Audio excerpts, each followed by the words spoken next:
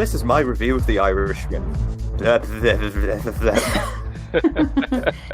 diddly dee. There are probably films where it would be completely appropriate to just go for. I mean, I genuinely regret not reviewing Midsummer that way. Yeah, Rob's really made it apparent that he did not like Midsummer. Oh, has he seen it at last? I know, he's started watching it and then he's just had to stop because he's so fed up with it. Yeah, he logged it in his letterbox and he hasn't given it any stars yet. Fantastic. I'm tempted to make that the intro for the show, to be honest. But yes, sadly Rob isn't here, or we'd be reviewing Midsummer again if I had my way.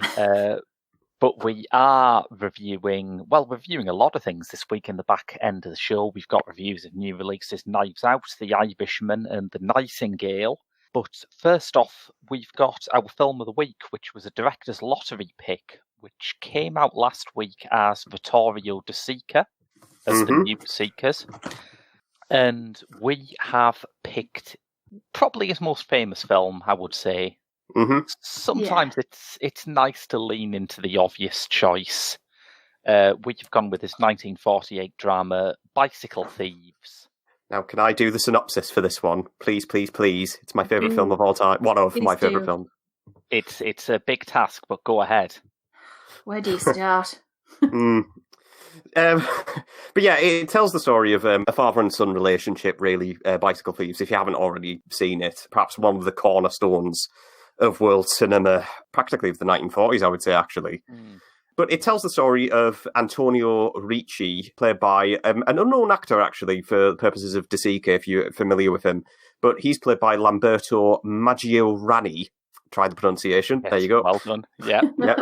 Sounding good. And his son, Bruno. Now, Richie is an unemployed man, so this is set during, of course, the back ends of World War II. So, of course, Italy at this time was coming out of a fascist state, hell-bent by Mussolini's rule, and of course, it just basically tells his survival tale, really. Now, just recently, he's got a job setting up posters across the town that he lives in, and he requires a bicycle to obviously get him from job to job around the place. And eventually what happens is those gosh darn bicycle thieves won't leave him alone and someone steals his bicycle. And this, of course, leads him across this journey to track the bicycle back. It's basically the sort of serious version of Pee-wee's Big Adventure, isn't it? It's funny you should say that, because I think I've read on the influences tab that Tim Burton was influenced by Bicycle Thieves when making Pee-wee's Big Adventure. I mean, stylistically, there is no filmmaker more different to De Sica, really, is there? Yeah. But yeah, now, I'd seen this before. Aidan, you, of course, had seen it in Dispatches.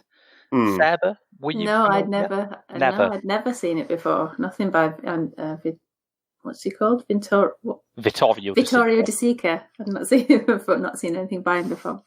I mean, I'd seen it before and I was kind of dreading reviewing it because my main thought on leaving the film when I first saw it was, that's really nice. Fair play, yeah. Which, and having watched it again, I thought, yeah, that's still really nice. And therein, listeners, lies the limit of my critical abilities on the matter of Vittorio De Sica's Bicycle Thieves. Well, tough. I'm going to reel you in and make you review it properly, Graham.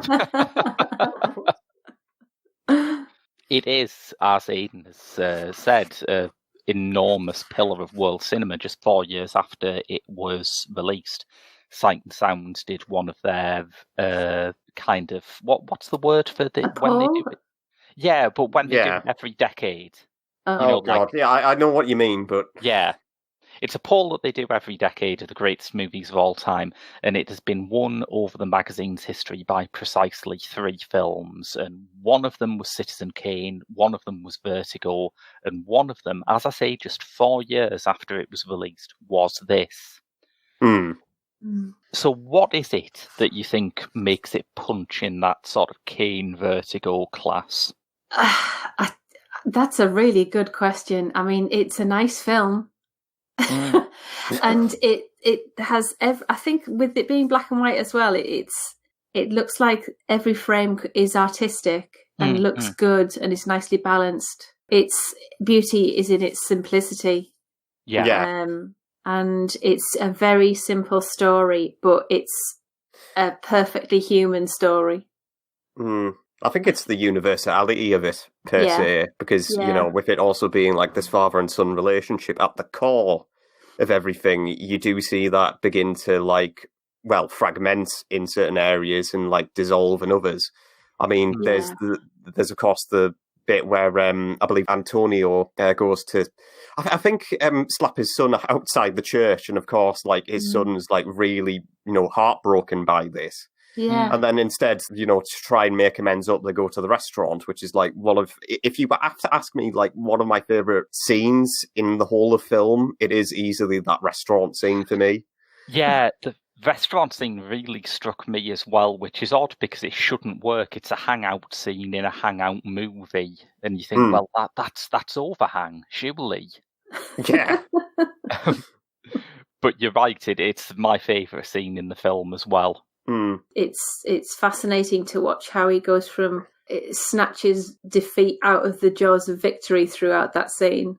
It changes from one place to another, and you're just thinking, no, stick with what you were gonna do. Yeah.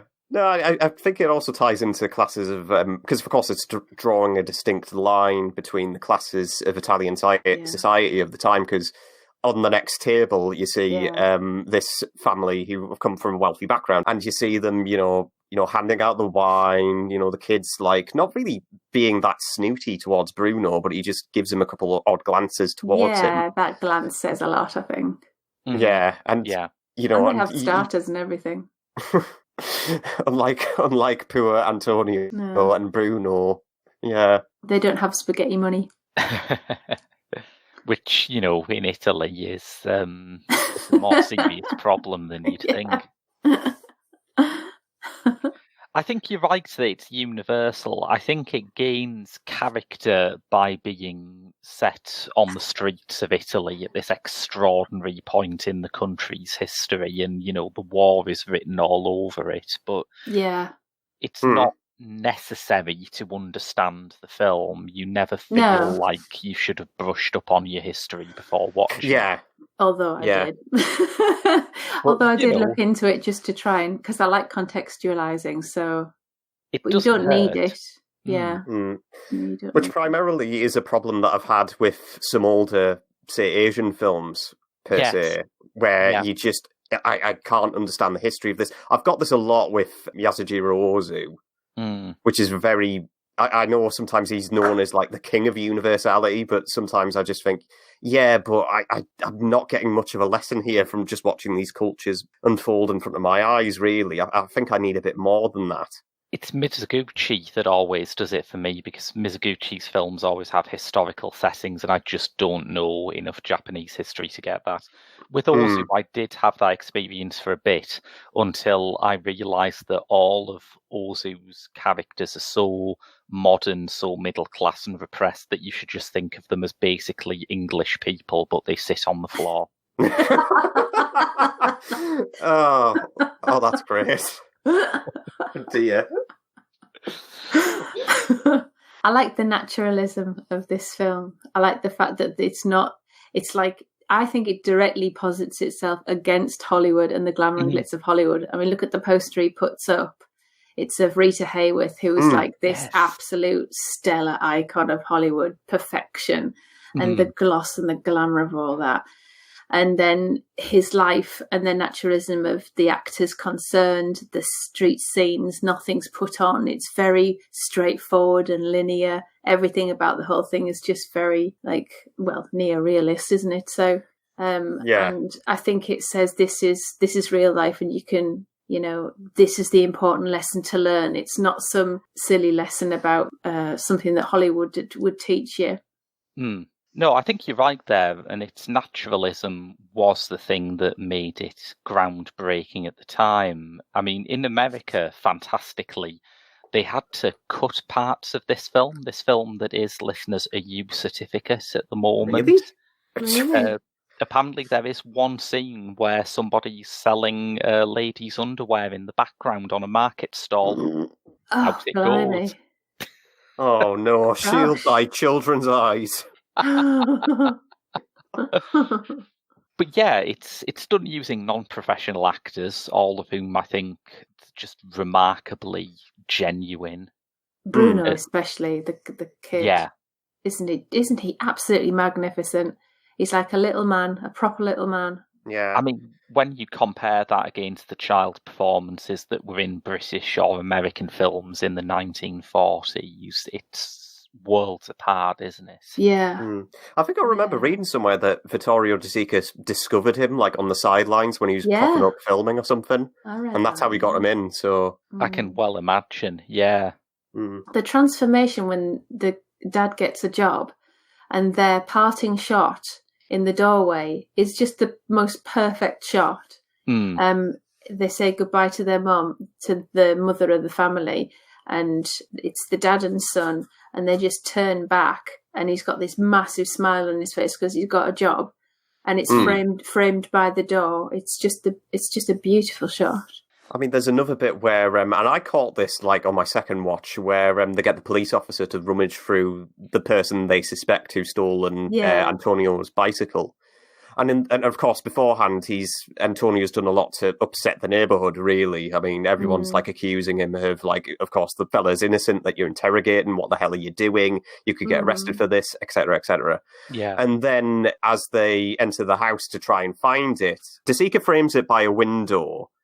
And then just as you see that, there's a woman across the other side of the street closing hers at the same time as they do it. And I think that's why I kind of value De Sica a lot, because he doesn't really let you pick up on these things like via like a myriad of close-ups. He uses like the frame to his advantage an awful lot of the time. And he also does like a lot of scenes of improv with Bruno at the same time. To obviously when the kid's hurt or whether he's fallen over, there's no like extreme close up of him falling over. You just see him like fall over in the street, and I think that helps towards its naturalism. Yeah. Those the countless times when his dad just doesn't realise that he's even in danger, like from traffic or from creepy guys trying to say, "Hey, I'll buy you a bell, little boy," at market stalls and stuff. He's just. Even when he thinks they get separated, I won't ruin it. Even though it's been around since 1948, it's a 70-year-old film, but I won't ruin it.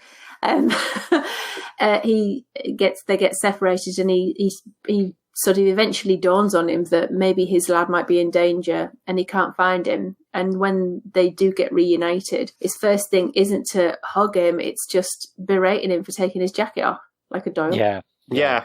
And who saves him? It's his boy. It's his boy that gets him out of trouble on more than one occasion. I think the film would be perfect if, like, at the end, the boy would just make that theme of generational separation more concrete by just looking up to his dad and going, "Okay, boomer." Oh, for God's sake, right. God damn it, Graham. No, I did think it was fantastic. It makes me down critical tools slightly because I do think the pleasures of it are almost self-explanatory to me. The fact that it feels so real, the fact that the composition is so beautiful, and it leaves me without much to say. But I suppose another thing that we haven't really discussed is, on this show, we are often, I think, justifiably rude about social realist films. Yeah, I knew this was going to come up in conversation. And he is the daddy of them, really. So why is this so far above the standard crowd, do you think? I mean... Who do you want to compare him with? Well, I'm thinking, I saw the trailer for Ken Loach's new film. I thought you were going to say Ken Loach. And I didn't even register it as a film. You know, it felt like one of those sort of bank adverts where they're showing you about how banks are making a difference in your community, and it's all framed like a documentary. And then it got to the end, and I thought, that's a movie trailer. Do you think it's because Loach lays it on a bit thick and this has a lightness of touch? I think it's sometimes because of the lightness of life it gives in general, really. Of course, Antonio is in the poverty line, so he hasn't had the best of lives. But it's not... You still sense that De Sica is, like, very passionate. Yeah. De Sica doesn't, like, downplay him or downgrade him. He's just very forgiving towards his character and his situation and still shows that they can have a nice day just as much as the wealthy can. I can't believe I've never used the word mawkish to describe Loach before, but it's exactly how I feel about him, yes. Yes, just grab... Yeah, sorry. I see the punching bag is put to good use again. It's like when Steve Martin, or, God rest his soul, Robin Williams, sometimes go from comedy to, like, that self-pitying type of character. And they're normally great, but on occasion they veered into mawkishness as well, and it makes me squirm. I just think there's something so schematic about a lot of British social realist films in that they show you someone who is in a bad situation, and everything that happens to them after that just makes it a bit worse. And you think, well, nobody's life is like this. Even people who live in dire situations don't experience their moment-to-moment reality in this sort of everything is spiraling downhill chain of events. I mean, you do get the sense that some people do argue about this. I mean, I've heard that there's a scene involving in Ken Loach's newbie. I think it's Sorry We Missed You or something. Yeah. Where the family, have a nice takeaway meal together. I think with a curry or something, but that's the comedy stinger at the end of the trailer. Yeah, something like that. And I'm still sat there thinking, but I don't think it's enough, really. Just that one scene, really. One. Is that right at the beginning? It might be. That's the opening scene of the film. I think the other thing, too, is that a lot of social realist cinema alienates me because it's unconcerned with the image. And, that goes back even to some directors who I admire more. I mean, I watched some Andrzej Wajda who did, Man of Iron and all that. Some of it's good, some of it I enjoyed, but some of it's just I can't understand the purpose of making a film that looks this bland and grey and drab. I have a similar feeling with Krzysztof Kieślowski, to be fair. Because sometimes, he can make, like, an absolute stinger of a film, like Double Life of Veronique, and then sometimes, I watched Blind Chance, like, a year ago, and that's his film where he's presenting, like, 3 different spins on, like, someone missing a train. And you just think, and it just goes through such weird detours that I can't think, but how can that one scene of missing a train lead to that such a bleak outcome like that? I just can't fathom how it would add up. But, So the visual aspect doesn't have to be austere. You can make it beautiful and elegant. I mean, sometimes austere visuals can be striking and beautiful. I just want to see something that reminds me that there's a person behind the camera. If I'm watching something that just looks like I'm looking out of my bedroom window, I've got a bedroom window for that. God knows how many depressing articles we've read about Brexit as well. That answers a lot too, But I think the visual strength of it, the compositional strength of it really puts the seal on it. It's really something that lifts it beyond a genre that I have my problems with. As a little bit of trivia, there's a poster, when he's putting up posters, there's a poster in the background of the Italian translation of Le Corbeau, which we reviewed in this show a while ago. Oh, right. That's the Poison Pen Letter film from Henri Jacques-Clousco. Very good film, actually. Yeah. It is a very good film. Would that work as a recommendation with it, do you think? Or Gilda, would that work? Maybe I've not. not seen Gilda. Maybe not. But maybe he's chosen that. I mean, he must have chosen the poster deliberately because it is so beautiful and stunning, but kind of has that patina of Hollywood fakery around it. Yes, yeah. But I don't know the story of it. Maybe that's applicable as well, as a contrast. I think it's just the image of Hayworth, particularly the image of Hayworth in that film, was so iconic and glamorous that it becomes an ironic counterpoint. I'm not sure there's anything more to it than that. You can kind of understand why Stephen King used Rita Hayworth for Shawshank Redemption as well. Yeah, I suppose it's going off the same thing, really, yeah. Yeah. But do we have any recommendations to watch alongside it?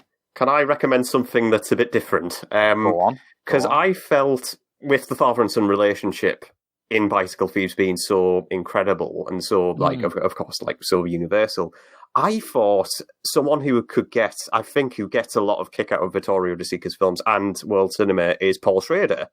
Yeah. And the film I would pair it with is, well, I mean, it's hardcore, firstly. A very different father and child story, yes.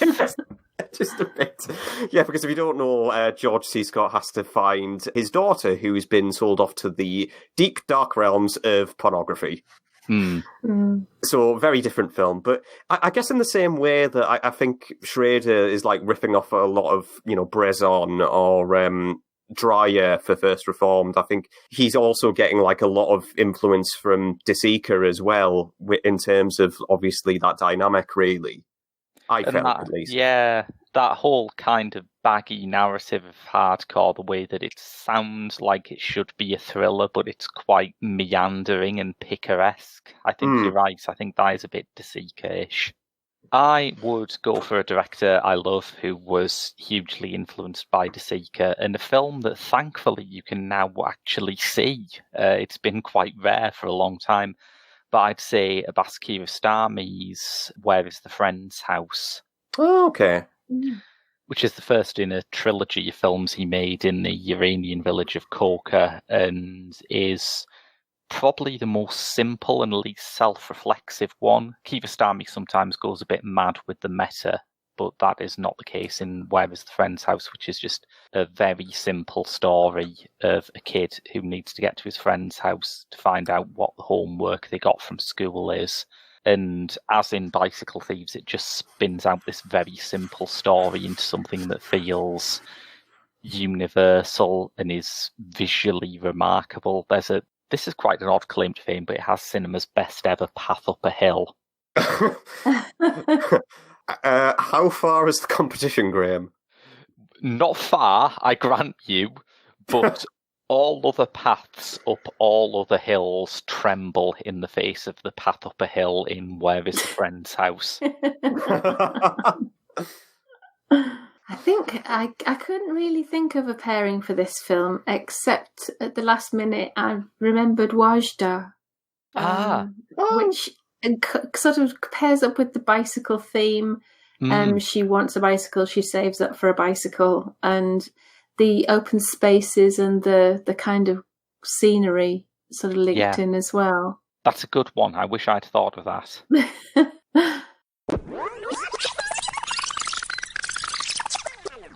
The world of comics and manga are much, much more complex than I'll ever know. So tune in for a panel on the Geek Show podcast network to make that whole world a little less intimidating. So if you're enjoying what you're listening to, you can help us keep on making these podcasts by donating to our Patreon at www.patreon.com/The Geek Show. We have whole new reward tiers, so make sure you check those out. You can go to our website, thegeekshow.co.uk, where you can find our written reviews. We are on Twitter, just search for TGS_The Geek Show, and we are on Facebook, again, search for The Geek Show. Hey, you're in like Flynn with Quentin Flynn here on The Geek Show. So glad to have you along. Keep it glued. Keep it glued? We don't even know what that means. Just stay here. So if you do go onto our website, we do have some written reviews of movies that we don't cover on the show. Rob Simpson has reviewed The Fate of Lee Khan, a martial arts epic from King Hugh. Mm-hmm. And Ewan Gledow has reviewed the classic Humphrey Bogart, Catherine Hepburn, Two-Hander, The African Queen. But now it's one of our photo negative weeks where we have an older film at the top of the show, and then we move on into, in this case, 3 reviews of films that are out in cinemas now. And we've all sort of mixed it up, haven't we? Because I think this week's release schedule was so enticing that we've all watched most of each other's films as well. Yeah. Yeah. It's only me that's the odd one out. I haven't managed to see the film that Sarah is about to talk about. Which is Knives Out. It's directed by Ryan Johnson, who I wasn't aware of previously. So this is a story of the head of the wealthy Thrombly publishing dynasty, played by Christopher Plummer, and his untimely demise, and whether it was suicide or murder. And the financial fallout to his adult children and their partners, played by Toni Collette, Jamie Lee Curtis, Chris Evans, Don Johnson, Michael Shannon, and Ricky Lindholm. It's a murder mystery, so when Christopher Plummer dies, they can't get their heads around it and can't figure out how this can have happened. And the film is spent untangling this, and it's a good standalone film. I wonder if they are sort of maybe planning on bringing back the detective character. I'll come back to that in a sec.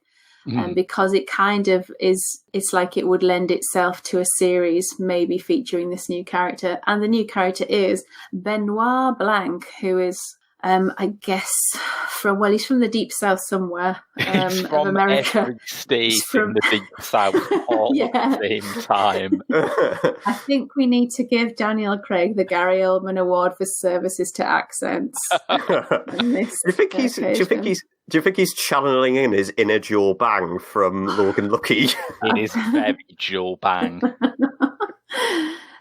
He's much more of, I mean, as somebody, I watch a lot of murder mystery detective things because I'm a big fan of Agatha Christie. I really love Agatha Christie because, and it's not just the mystery and the unfolding and Poirot or Marple, it's also the look of it and the attention to detail of that sort of not Art Nouveau, Art Deco, sort of flapper 1920s sort of thing. I love the look of it. This film kind of almost sidesteps that. It's a good standalone film, but as a murder mystery fan, it's kind of standard. And fair play to the director, Ryan Johnson, who's no relation to Donald and Dakota, by the way, for juggling all those stars. You've got poisoning, stabbing, slashing, but only one body. And very often the rise and fall of the tension during a murder mystery is the discovery of a body, is the sudden realization that you haven't seen a character for a while. And the fact that they may turn up dead anytime soon. I think they could have exploited the scene of the murder more as well. This house is absolutely filled with murder mystery things because he's a mystery writer, Christopher Plummer's character. And he has sort of stuffed animals and random collectibles around the home. It's large stage props. Very ominous paintings and sculptures all around the place, aren't they? Including tricks a sort of weird halo of knives around one of the chairs in the living room. Yeah, that's the key prop, and that's utilised to quite an effective... in quite an effective way to indicate who at that moment has the power. And it's like, I think it's like that one off Game of Thrones, isn't it? It's that sort of idea. I've not seen Game of Thrones, but I've seen pictures of it. So Daniel Craig was asked about this in a Sunday Times interview recently, and he said, as if I didn't love Daniel Craig enough, he said, "Oh, I don't know, like I watch it anyway." I think that sounds up most of our reactions towards television in general. Yeah. There wasn't really much of any red herring either, which is often like a frequent flyer feature really in a murder mystery. And that didn't happen really. There was shots of like the key to the door of the scene of the crime. And you were thinking, oh, okay, is this going to be like a locked room mystery? But nope, that didn't appear either. And it seemed like there were quite a few opportunities missed. But on the positive side, it looked really good. The actors were great. They worked very well. It was nice to see. It's always nice to see Lakeith Stanfield. And I think on an ensemble piece, you have to kind of fight to be memorable as a character. And mostly that was achieved. Yeah, there was a few missed opportunities, but I think overall it was a good film. Yes. So, I mean, that cast is incredible. You've got, as you say, Jamie Lee Curtis as Plummer's eldest kid, Anna de Armas as his maid, who is integral to the whole thing. She's his nurse. Yeah. Toni Collette as Gwyneth Paltrow. Basically, yes. And the owner of a sort of self-improvement guru type business. And she's having so much fun, Toni Collette. Yeah. Did you notice that there was I couldn't see any soft focus in this at all, though? Everything was it's like it had been polished with oil. Yeah, I thought that's fair, yeah. I think in terms of red herrings, it sort of does have kind of a red herring in the sense that at the end of Act 1, you are shown a long flashback that appears to explain every single oddity about Harlan's murder. And, it's a perfectly satisfying conclusion, except for the fact that it happens about half an hour in. So you're obviously thinking, right, the mystery is now not who done it or how did they do it, but in what am I missing? Why am I being shown this now? Which I think is really bold and works very well. Yeah. Yeah. But yeah, I would love a series of Benoit Blanc movies as well. Yeah, just that accent is amazing. I love his annoying habit of pressing a single key on a piano when he wants to remember something. I wondered what that was. I thought it might have been hitting the key to sort of say, no, that's a lie. Well, he doesn't have to do that thanks to Anna de Armas, right? Yeah, absolutely. She has the foolproof lie detector built in. Vomits every time she tells even a mild untruth, which for a character in a murder mystery is a hell of a handicap. Yeah. There's one, I was reading some reviews online, and there's one from a Christian media site which watches all media so Christians don't have to, and tells you if there's any sort of nasty surprises involved. And for this one, they go through the various swears and everything. And they also says that one of the character has a tendency to be sick. And the phrase that they use, however, and this is a Christian media site, is tossing her cookies all over the face of another character. I mean, if you didn't know that was a euphemism for vomiting, it sounds much worse. Much ruder, yeah. I mean, wouldn't it be funny if it was internet tracking cookies rather than... Yep, that's part of the mystery. Someone finds Anna de Armas' browser history. There's some great, I think there's some really good lines in it though. There's a really good one about how exciting the reading of a will is, which was an excellent line. I don't know whether I should give it here. No, I was going to say the Thomas Pynchon joke, but it's too good to spoil. But yeah, that will reading. I didn't know this when I saw it, but when I got home, I found out who was reading that will, who the lawyer was. All right. It's only Frank Oz. Is it? Yeah. I did not know that. I know. Blimey. So yeah, I enjoyed that. Right, shall we move on to the next one? Because I caught up, I know Graham said at the top end of the show that we all went to the cinema to go see our chosen films. Except for me, I was on Netflix browsing Martin Scorsese's 3.5-hour epic, The Irishman. And I think that's one of the things that most people are having, talking about, is the 3.5-hour runtime. Yeah. Because it's just such a task to sit down on your chair, watch this unfold across such a long period of time. But if you view it as 4 episodes of a box set TV series, people do that all the time, right? That's exactly it. Yeah. And as for me, I didn't exactly watch it like this, but I did do it in mostly one sitting with a dinner break in the end, because I'm committed, bro.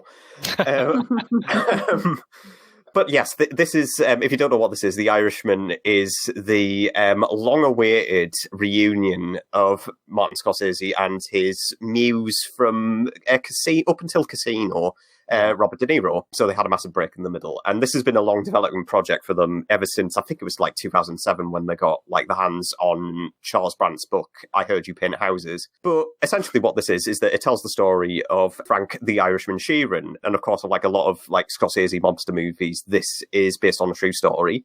But Frank Sheeran is based, he served in World War II in Italy. He comes back to Pennsylvania as a young man, and he gets inducted, really, into the Buffalino crime family, headed by Russell, who's played by came out of retirement Joe Pesci. I always loved Joe Pesci. And essentially what he does is he acts as a freelance hitman, really, so within the family, so he often uses it to his advantage, so he assassinates various members of, like, Labour Union. There's some points where he has to get into the like dirty deeds, really, by stealing meat off like delivery vans and then heading that to the local restaurant, smashing up different shop fronts, etc. So he does like a lot of work for that. And then about an hour in, that feeds away, and then he gets his name so established that he catches the attention of Jimmy Hoffa, the famous person who ended up disappearing, I believe, in the mid-70s. Yeah. Who's played by... And it's amazing to think that Martin Scorsese hasn't worked with this person before. Al Pacino. Yes. Yeah. You would swear to God that Martin Scorsese and Al Pacino worked together in, like, say, the 70s or 80s. But no, this is the first time they worked together. Yeah. Really? Yeah. Wow. And then, of course, they start up a very, like, relationship. And, of course, like a lot of Scorsese movies, it delves with a sheer level of complexity with different relationships holding things together. There's, of course, the nature of aging as well, festering away at Frank Sheeran, because this is told in mostly in an order where you have an elderly De Niro in a nursing home, obviously expanding upon his thoughts, you know, and then, of course, it will flash back towards him, like, say, in the 1940s or late 50s, you know, driving, like, delivery trucks to and fro Pennsylvania. You have flashbacks where he, obviously, these encounters with Jimmy Hoffa in general, and of course how much it's kind of a tarnished relationship they have, sometimes quite difficult, really. And it really just goes on in that direction, really. It's mostly non-linear, sometimes it isn't. And I'm going to lay my cards out on the table, considering this is 3.5 hours long, and I was a bit intimidated going into this, and I know Scorsese is like known for quite lengthy run times in general, especially as of late. I mean, if you had a look at The Wolf of Wall Street, then, you know, you would expect this anyway. Yeah. I came out of The Irishman absolutely goddamn loving it. Yes. Yes. And I think that's down to, I mean, firstly, the themes of aging itself, I think is very pivotal, because this isn't like, you know, Goodfellas, Scorsese, or even Casino, Scorsese, if you want to, like, pigeonhole it against those two films in general. I think what makes this different is that this is like Scorsese, I guess, of course, like still harking back to elements of his older career, but obviously, you know, freshening it up a little bit more to, you know, expand upon his themes and ideas. I mean, there's the whole casting decision of Joe Pesci, essentially, where in his last two films, you know, well, the last two films that I saw him in, at least, which was both Casino and Goodfellas, is that Pesci's characters are certainly much more violent, of course, in those two films. So much so, you know, if you look at Nicky Santoro or Tommy DeVito, you would immediately assume that they are essentially the same character. Yeah. Not here, though. His character is certainly much more, you know, step-backed. He's much more casual in general. Very chilled, isn't he? Yeah, very chilled. Sometimes often a lot more, you know, intelligent, the way is not really prone to outbursts as what Tommy DeVito or Nicky Santoro was. Instead, you know, he's, again, a lot more pared back. And I think it's an absolutely, you know, terrific performance Pesci gives. And, you know, and instead, those realms are instead delivered by two people, the anger and the outbursts. One is, of course, Jimmy Hoffa. Who, God, yeah. You know. Definitely. I mean, even when things are going pear-shaped, you know, like the Kennedys are like breathing down his neck, he gets like everyone in like the square room and just like starts going off it, really, with his whole crew saying, I'm going to be in prison in like 6 months. This is not fair on me. I'm such like this is it's like pair back Listeners, nature. this is one of those Al Pacino performances where you come out of it thinking, all right, so everyone else got the script typed up normally and he got the script in capital letters. Yes. Which is literally Al Pacino's like latter half career. Yes. But no, Pacino is absolutely entertaining in this. I mean, even down to like when he's like meeting his son, for the first time, who's played by Jesse Plemons. Yeah. Chucky, I believe his name. And there's that whole scene in the build-up to, I'm not going to say anything, obviously, for the purpose of spoilers, but let's just say the inevitable does happen. The drive. The drive, yeah. And it is the most tense drive imaginable. You just sense immediately what's going to come up.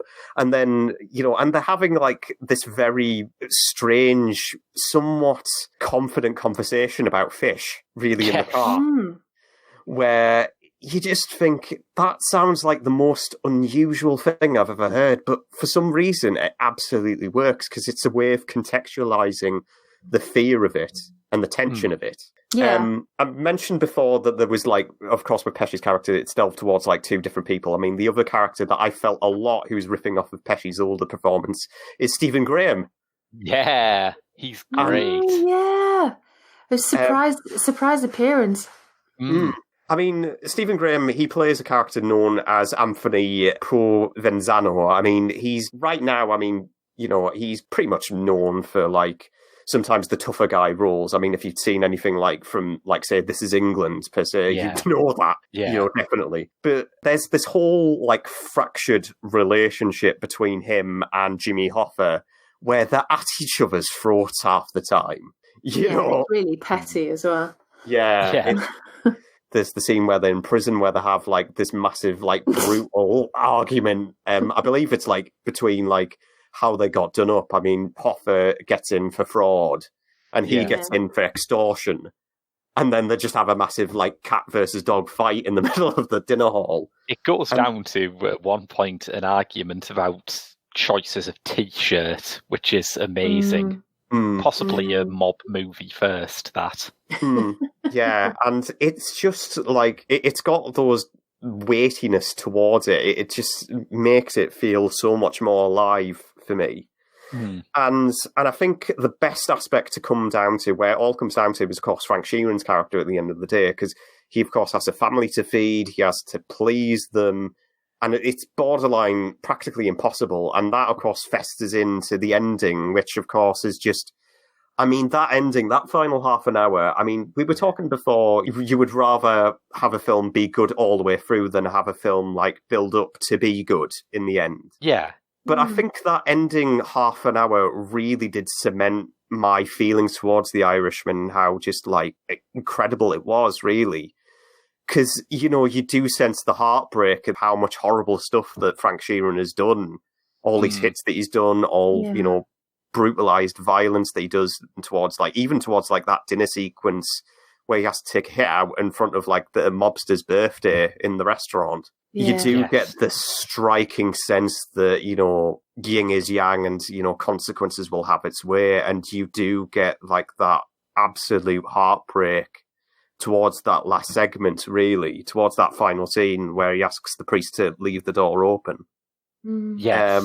It's absolutely... I mean, I never really felt it that way of Scorsese before, because, of course, people would often do seek his intelligence as a filmmaker that way. I mean, you got that a lot of the way with Silence, you got that way with, Passion of the Christ. Not Passion of the Christ, sorry. No, wrong film. Bad. What's it called Last again? Temptation. Last Temptation.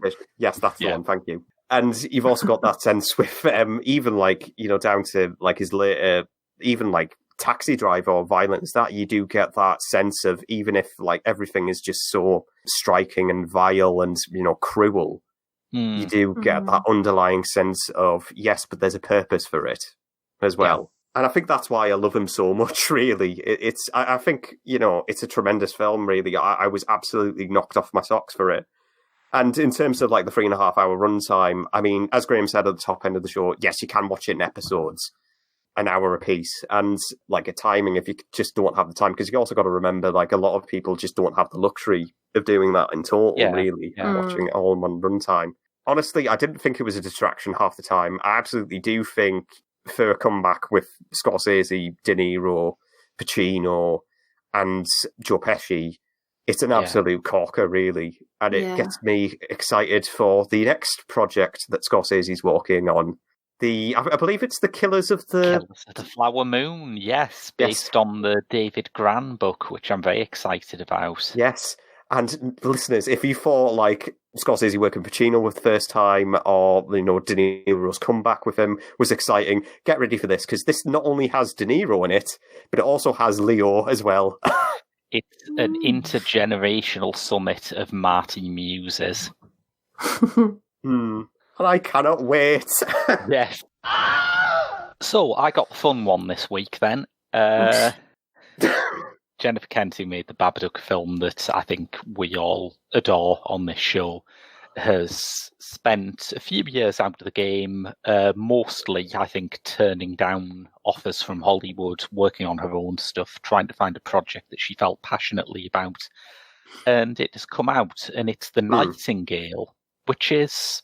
It's sort of generically slippery. I think one of the interesting things about the Babadook is that it looked, from the trailers and the concept, like a better than average kind of Blumhouse horror movie. And then you watch it and the level of craft and intelligence in it is just something else completely. But it is still a horror movie.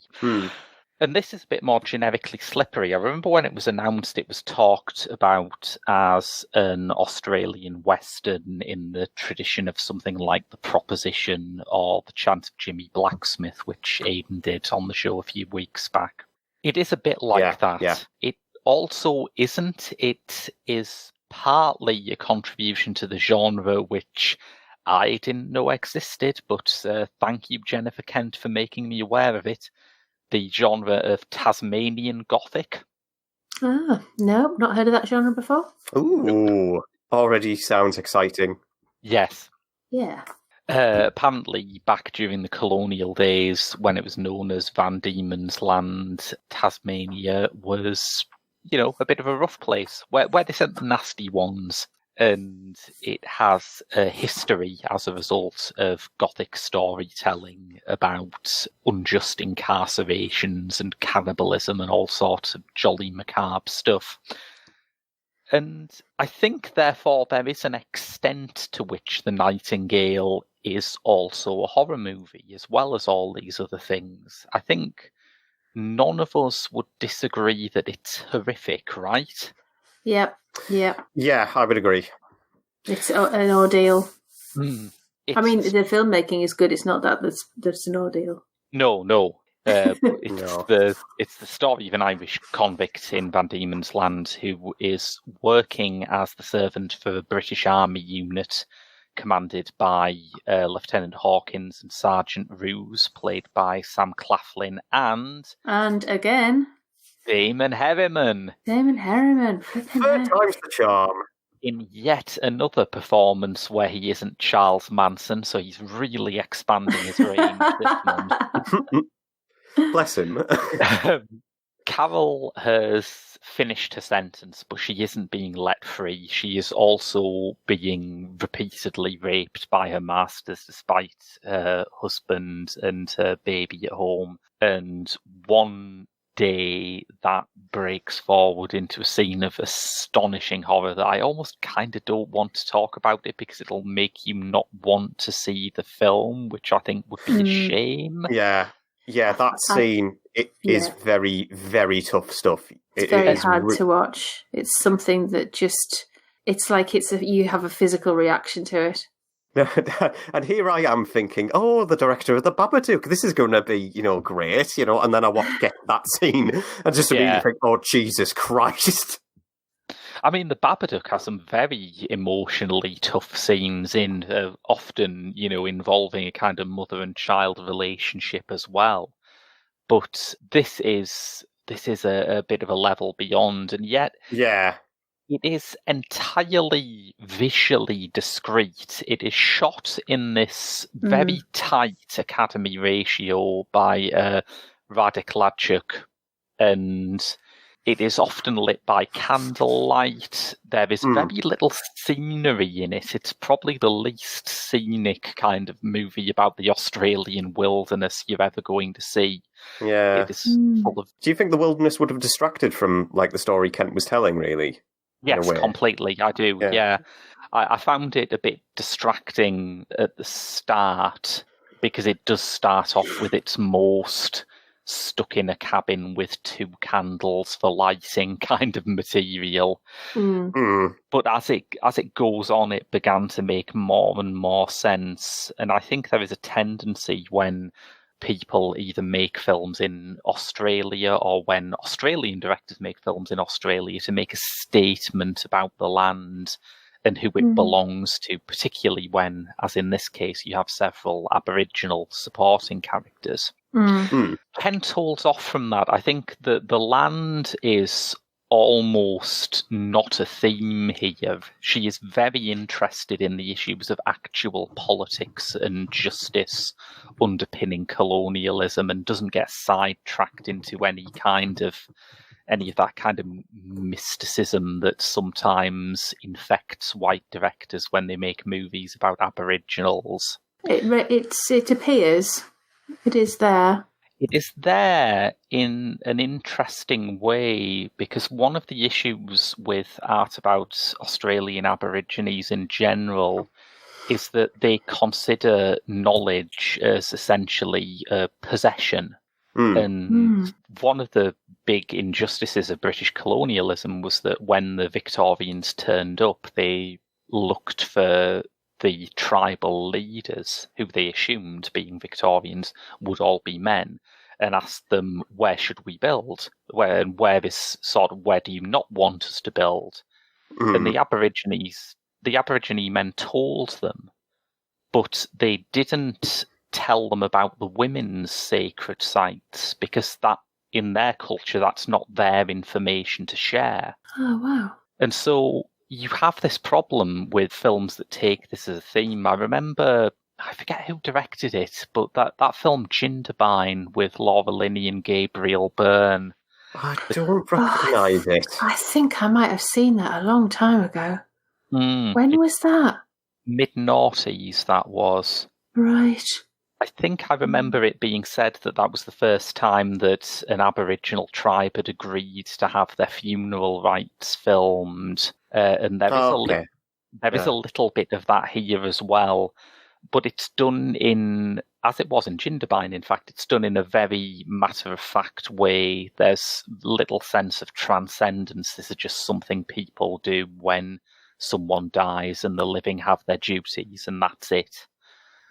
So, I mean, I've spoke a little there about what it doesn't have. What it does have, I think, is this sense of almost novelistic scope, that there are many different subplots, many different characters. I haven't even mentioned Ewan Leslie, who was in Sweet Country, another Australian outback western that I loved as Goodwin. And it flits its viewpoint between the female lead, between the Aboriginal characters, between the English characters, with a great skill and without any sense that any of them should really be focused on any more than the others, even though I think Claire is obviously the hook of the story, that the meat of the story's action and crises come through her. Yeah. And she is, played by Aisling Franciosi in a really astonishingly good performance that commands the attention every time it's on screen. Yeah, I think that's a very good skill towards Kent's talent, really, because this film runs for about 2 hours and 15 minutes, so you do get a sense from that runtime that there might be some areas where it meanders a bit too much or is a bit too aimless. But no, I think Kent knows where to, obviously where the story guides her. She knows how to get from, obviously, the parts with Claire to the scenes with, Sam Claflin, who we haven't really mentioned, who plays, the most horrible person I've ever seen in a while. Yeah, do you remember when Sam Claflin was getting these roles where he was just, the standard love interest that you drop into a blockbuster, Boy, those days feel quite distant now, don't they?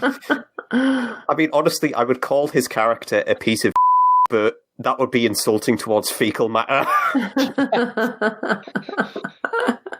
Even beyond the scenes that have caused controversy that we mentioned at the start, it is an astonishingly cruel film. But I think it is cruel in a way that has a kind of moral core to it. It's attracted some controversy because I guess, people have objected to the idea of a film about colonialism in Australia, which still, despite its interesting and prominent Aboriginal characters, which still has a white lead. And they have asked whether it's trying to force any kind of comparison between, what the Irish suffered under British colonialism and what the Aborigines suffered. And I think if you are the sort of person who goes through historical atrocities and tries to work out which is worst and which people should be angry about, first of all, please stop. But secondly, you are probably going to find something to annoy you in this film. I liked that the intersection of issues made it feel convincingly thorny. It didn't feel like a movie made by someone looking back on the past and saying, okay, there's the goodies and there's the baddies, even though I'm sure watching it that Jennifer Kent is very aware of where the moral responsibility lies in this period of history. But there's a fantastic and I think really bold choice that when Claire finds Billy, played by Bakali Ganambar, her Aboriginal tracker, she is initially incredibly racist towards him. Yeah.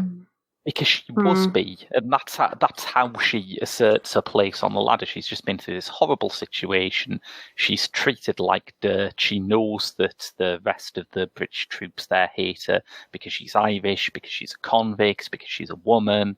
So she finds someone further down on the ladder to kick at. And that's not pretty, and it may be a thing that we find difficult to take now, but I think that's true, and it's necessary to reflect that is often something that happens. Yeah, especially what happens to Claire's character, because how low can you go, really? It's just, there's no higher ups here, really. And even, at that point in the story, and even though things might seem to get better for her, there's just this overriding sense of fear and paranoia with her. Because you also get the sense of the hysteria angle towards her too, where she gets haunted by her past and what's happened. Like the scene where she's dancing, I think, obviously with the attackers as well in the middle. I'm just trying so hard to dance around spoilers right now. But the scene where she's dancing in the woods and then you just hear the screams and all the trauma rushing past her. That's the horror personified in a way. And that is generically the kind of horror movie aspect towards it. The moment where you see Kent's directorial history in the film.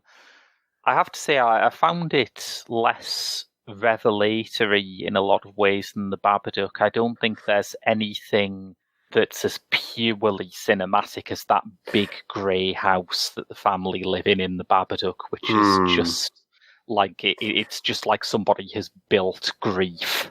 I would probably have to agree, actually, because you do get that sense of course, the storybook as well. And talking about how to lock away. You can lock away the Babadook as much as you can. So it's obviously talking about themes of mental illness as well. Yeah. So, and I probably would agree with you on that front. Yeah.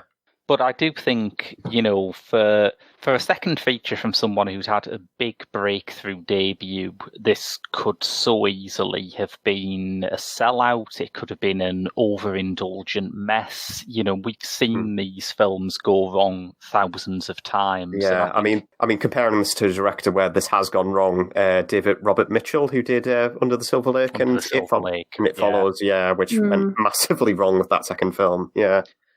I think, her gamble in choosing to direct something that she'd written herself and to make it such confrontational material basically pays off. And I think if you can if you can get through the first half hour, you're probably going to click with the film. Yeah, she took the Margaret Atwood approach, which is not to include anything that didn't actually happen. Now, what Atwood are you thinking of there? Because I'm a bit of an Atwood ignoramus, I must admit. The thingy, what do you call it, that's everywhere with the hats? Sorry, my memory. I'm so tired. I'm so sorry. Yeah, The Handmaid's Tale. The legend is that she wanted to include all sorts of interesting ways of harming women that actually featured in our world or in our history. Oh, right. And that's also her rule for her follow-up to that book. I didn't know Testament. that. Yeah. Yeah, I think that's a strong set of when I go to films, really. Mm. But yes, coming out on Friday, the 6th of December, we're heading back to Netflix yet again. This is Marriage Story, Noah Baumbach's acclaimed, it would be fair to say, drama starring Scarlett Johansson and the world's most favourite person of all time, Adam Driver. The planet's weird crush. Yes. Looking forward to that, I have to admit, yeah. We also coming out, of course, if Netflix isn't enticing you, let's have a look at the cinema releases. So first up, we have Buddies, directed by Arthur J. Bresson Jr., getting a release from Piccadilly Pictures. We have a reissue of Joe Dante's ultimate anti-Christmas movie, Gremlins. Nice. We have Honey Boy, the film, which, yes, that's the film where isn't that the Alma Harrell film where Shia LaBeouf plays his dad, isn't it? Yeah, that is exactly it. Yeah. Looks intriguing. Yeah, and I mentioned Harrell on the show a few weeks back, and I think her speciality is taking film pitches that make you think, oh, God, that's going to be a horrible self-indulgent mess, and making them into something that's actually really affecting. So I've got high hopes. We have Noah Hawley's, I think, directorial debut, the writer of, if I remember correctly, he did a lot of television work. Fargo. Yeah, he did Fargo, yeah, that's the fella. But he's got his directorial debut, Lucy in the Sky, with Natalie Portman, John Hamm, and Zazie Beetz. See, that looks really interesting, and yet haven't we heard almost nothing about it? It's apparently it's been getting quite bad reviews, to be fair. I don't know about that one. I don't know how. I'm just sort of a bit meh about it. We have Edward Norton's second film, Motherless Brooklyn, of course starring himself, Bruce Willis, Gugu and Barbara Raw's in this. Oh, cool. Always from good. Bell, yeah. Bobby Cannavale, of course, who was also in The Irishman, Willem Dafoe, Alec Baldwin, and... Alec Baldwin! Excellent. He does a phenomenal Trump impression, by the way. Yes, he does. I love Alec Baldwin. He's so great in 30 Rock. Tom York keening away on the soundtrack, right? Oh, wow. I didn't realise. Yeah. So it's worth a watch, actually, I would say. Yeah. We have Ordinary Love with the Neeson and the Manville. We have So Long, My Son. This is... Oh, God, here we go. Pronunciation corner here. We have Wang Xiao Shua. Sorry if I mispronounced your name. But this is an acclaimed Chinese drama film. I think Mandarin coming out from Artificial Eye.